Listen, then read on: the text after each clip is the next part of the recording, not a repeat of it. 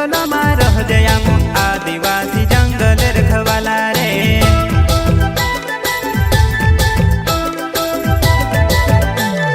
चल जंगल जमीन काज पूजे रे आदिवासी दुनिया ने रखवाला रे। बाप देव खतरी काज पूजे रे आदिवासी सबसे निराला रे।